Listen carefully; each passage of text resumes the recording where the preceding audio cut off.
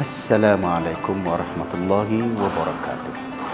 Saya sekarang ini berada di bangunan baru Yayasan Pembangunan Ekonomi Islam Malaysia YAPIM di Putrajaya. Tuan-tuan lihat, inilah pintu masuk ke bangunan kami dan sesiapa yang ingin naik ke atas, mereka perlu mempunyai akses, mempunyai kebenaran daripada pegawai keselamatan.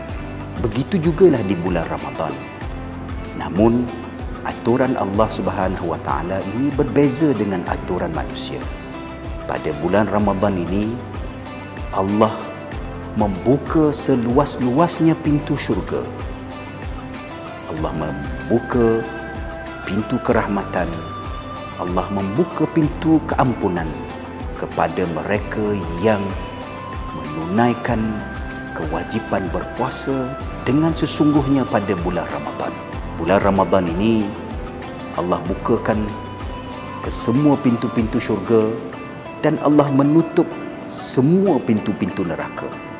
Jadi seharusnya kita pada bulan Ramadan ini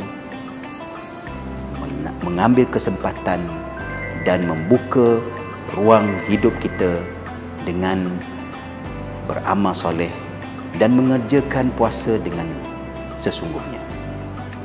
Sekian, marilah menambah amalan dengan berinfak bersama YAPIM.